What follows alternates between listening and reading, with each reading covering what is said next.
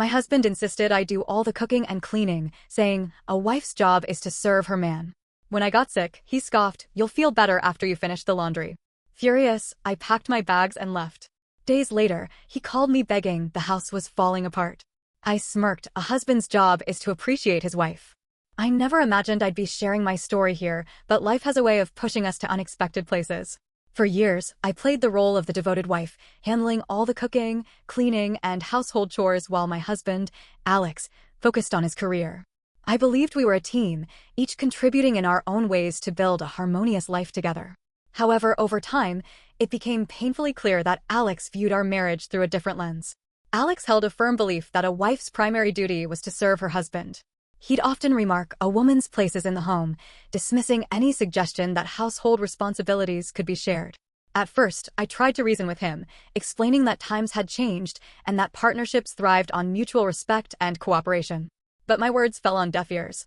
He remained steadfast in his outdated views, leaving me feeling undervalued and overwhelmed. Our routine became a monotonous cycle. I'd wake up early to prepare his breakfast, ensuring his clothes were ironed and ready for the day.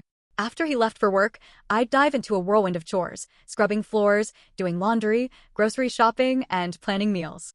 By the time he returned home, dinner was on the table and the house was spotless. Yet, despite my relentless efforts, appreciation was scarce. Compliments were rare, and criticisms were abundant. If a shirt wasn't pressed to his liking or dinner lacked seasoning, he'd voice his displeasure without hesitation. I recall one evening when I prepared his favorite meal, roast chicken with mashed potatoes and green beans. I spent hours ensuring everything was perfect.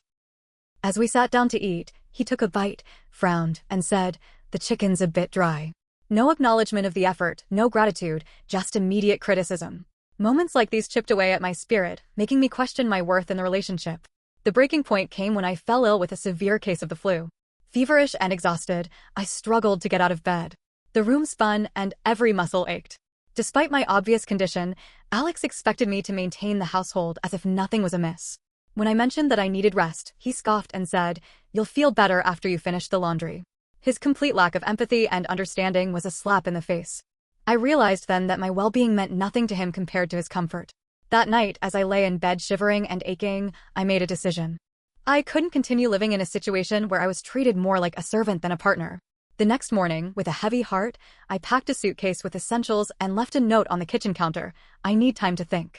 Don't contact me. I drove to my sister's house in a neighboring town, seeking refuge and clarity. The days that followed were both liberating and challenging. I felt a weight lifted off my shoulders, but I also grappled with uncertainty about the future.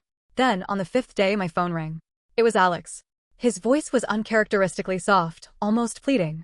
He admitted that the house was in disarray, dishes piled up, laundry undone, meals non-existent. He confessed that he hadn't realized how much I did until I was gone. I listened quietly, letting him speak. When he finished, I took a deep breath and said, a husband's job is to appreciate his wife.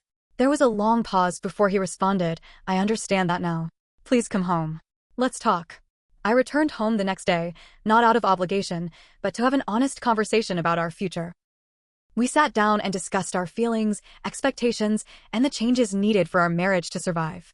Alex agreed to attend couples counseling and to actively participate in household responsibilities. It wasn't an easy road, and trust needed to be rebuilt, but we were both committed to creating a partnership based on mutual respect and appreciation. Looking back, I realized that standing up for myself was the catalyst for change in our relationship. It taught me the importance of self-worth and the necessity of setting boundaries. To anyone facing a similar situation, know that you deserve respect and partnership. Don't be afraid to demand it. So, after that conversation, I went back. I told myself I'd give it a shot. Not because I missed him, but because I needed to know if he was capable of change. The first week was quiet. Too quiet. He cleaned a bit, made us frozen dinners, even did laundry. He looked like he was trying. I didn't let myself get hopeful though. I'd seen him fake charm before. I watched closely. I said little. He noticed, of course. One night, I heard him muttering to himself in the kitchen. Something about how he was tired, how this wasn't what he signed up for. I stayed silent. I needed to see more. The second week, he slipped. Left the dishes for later, which turned into 2 days. Forgot to pick up a prescription I needed. When I reminded him, he rolled his eyes. You used to handle this stuff, he said. I didn't answer. Just stared at him. Then came the twist I didn't see coming. A message popped up on the iPad we both used. He'd left it in the living room. It was from a woman named Trina. I wasn't looking for anything, but the notification flashed. I missed last weekend. When can we do it again? Face lowing kiss. I stared at the screen like it might change. My heart didn't race. It sank. He wasn't just lazy or inconsiderate. He was a liar. I didn't confront him right away. I took screenshots. Emailed them to myself. Looked through old messages. There were more. Trina wasn't the only one. He'd been doing this for a while. And recently. While I'd been gone. Sure. But even before that. While I was scrubbing floors, folding his socks, cooking his favorites, he was sneaking around. Lying. Acting like the king of the house. That night, I made him dinner. Calmly. Set the table. Poured him wine. He smiled. See? This is nice. I smiled back. I didn't sleep that night. I was too angry to even cry. The next morning, I pretended nothing was wrong. Went about my business. But in my mind, the plan was forming. I wasn't going to yell. I wasn't going to cry. I wasn't going to throw his stuff out the window. That's what he'd expect. Instead, I printed out every message. Booked a consultation with a divorce lawyer. Quietly moved some of my savings into a private account he didn't know about. Canceled the joint credit card. Opened a new one. And then, something even crazier happened. His mother called me. We rarely spoke. She was old-fashioned, even more than him. Always acted like I wasn't good enough for her son. But now she was crying. I don't know what's going on, she said, voice shaking. Alex told me you left him. That you abandoned the home. That he's been depressed. He said you cheated on him. I didn't respond right away. She went on. He said you were lazy. That you stopped caring. I cut her off. Would you like to see the messages? She was quiet. I have proof. He's been lying to you. Just like he lied to me. He didn't tell you I was sick, did he? He didn't tell you I left because he told me to finish laundry when I could barely stand. He didn't tell you he's been seeing other women. She hung up. The next day, he came home in a rage. Slammed the door so hard a picture fell off the wall. You called my mother? He yelled. No, I said calmly. She called me. You had no right to involve her. You involved her, I said. When you started lying to everyone. He stormed into the bedroom. I didn't follow. Later that night, I heard him making phone calls. Whispering. Angry. Defensive. I knew what was coming. He was going to flip the narrative. Tell everyone I was the problem.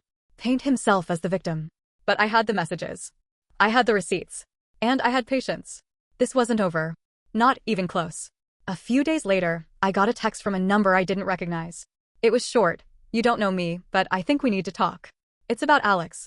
At first, I ignored it. I was already knee-deep in lies, drama, and deceit. I didn't need more. But the number texted again the next morning. I didn't know he was married. I'm sorry. I stared at the screen. My heart thudded, not with sadness, but with this strange numb anger that had become too familiar. I finally replied, call me. Her name was Mia. She was 28. A nurse.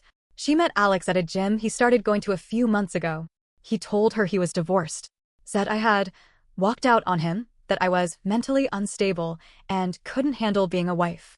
According to Mia, he played the wounded single guy act perfectly. She was furious. At him. At herself. I feel sick, she said. He was at my place 2 days before he posted that dinner photo with you on his story. I didn't know. I swear I didn't know. That dinner he posted? Yeah. The one where I made lasagna and smiled for the camera, knowing I was staring at a traitor across the table. Mia and I talked for nearly an hour. She cried. I didn't. She offered to help. I didn't know what that meant. Not yet, but I said, let's stay in touch. I knew Alex would implode if he found out I'd been talking to one of his side women. The next twist came when I checked our shared desktop computer. He never used it much. Always on his phone. But something told me to look. There, in a folder labeled taxes, were dozens of PDFs, receipts, bank transfers. Weird stuff. And then I found the emails. He wasn't just cheating. He was in deep financial trouble. I mean, deep. Credit cards maxed.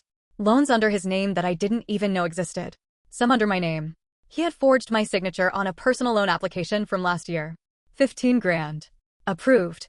Spent. My hands were shaking. I immediately called the bank. Froze the account.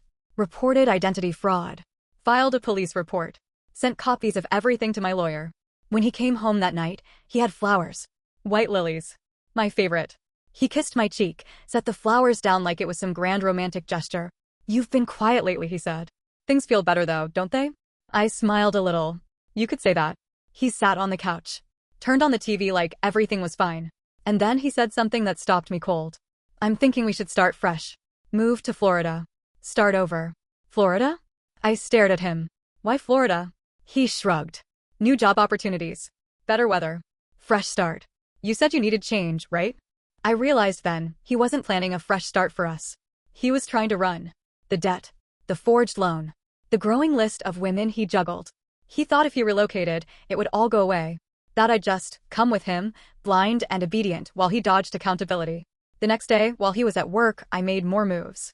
I pulled all my important documents, birth certificate, passport, old tax forms, and locked them away in a safety deposit box. Opened a P.O. box. Rented a storage unit. Moved small items out a little at a time.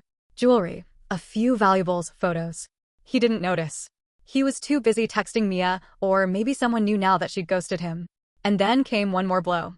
A big one. My lawyer called. We just received a notice from a collections agency, she said. It looks like Alex co-signed a lease on a condo last month. I blinked. A condo? Yes. And your name's on it too. I felt my chest tighten. I never signed anything. Exactly, she said. We'll add this to the fraud claim. But you'll want to be prepared. This may turn into a criminal case. So now he wasn't just cheating. Or lying. Or being emotionally abusive. He was committing crimes. Against me. And I was done letting him get away with it quietly.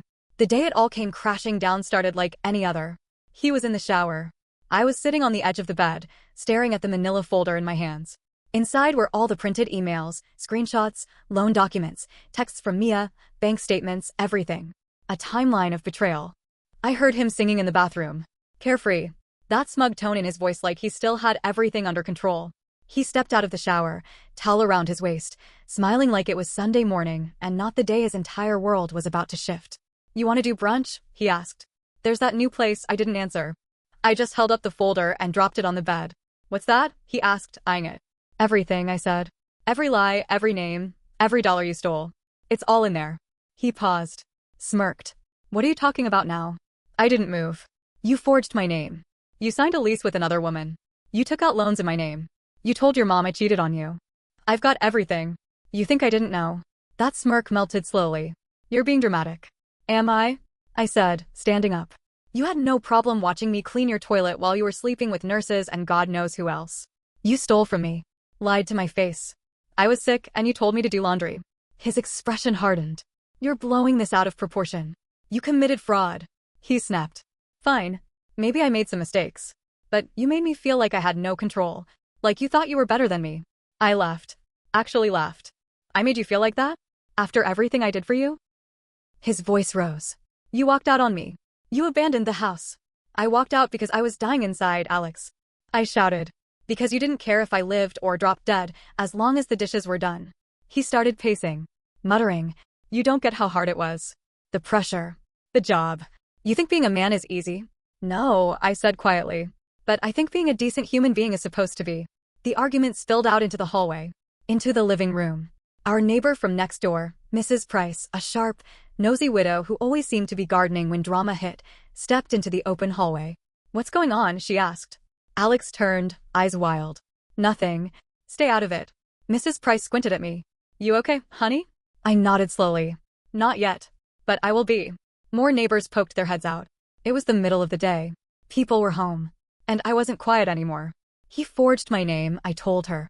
Took out loans. Cheated. Lied to everyone, including his mother. This man you all think is such a catch? He's a thief. A liar. You're insane, he hissed. You're embarrassing yourself. No, I said. I'm done hiding. He looked around, faces watching, eyes judging, neighbors whispering. For the first time, he looked small. Really small. Like a man finally realizing he wasn't in control anymore. He stormed back inside. Slammed the door. I followed. He stood there, breathing heavy. I picked up my suitcase from beside the closet, already packed, and said, I've already filed the police report. And the divorce paperwork's coming. He didn't answer. He just stared. I loved you, I said, hand on the doorknob. But I loved myself too. And I forgot that for a while. I walked out, past the neighbors, past the silence. Got in my car and drove to my sister's place, where I knew I'd be safe. The aftermath wasn't clean. He called, begged, then threatened, then cried. The police called for follow-up. My lawyer kept me updated. He tried to fight the charges. He blamed stress, marital breakdown, misunderstandings. But the evidence was solid. His mother? She apologized to me. In a letter. Handwritten. Said she hadn't known the half of it. That she was ashamed of the son she raised. Mia? She kept in touch. Not often, but enough. She helped with the case. She even testified. In the end, I got more than freedom. I got clarity. I got my voice back. And I didn't need revenge. Watching him unravel was enough. Now, months later, I live in a small place. Just me, a cat I adopted, and quiet mornings. I still wake up sometimes expecting chaos. But then I remember, I left it behind. Do I feel relief? Yes. Do I feel grief? Sometimes. Do I feel strong? More than ever. And if someone asked me what I learned, I'd say this: love is not service. Respect is not optional. And when someone shows you who they really are, listen. Even if it hurts. I'm not hopeful yet. Not fully. But I'm not broken anymore. And that's enough.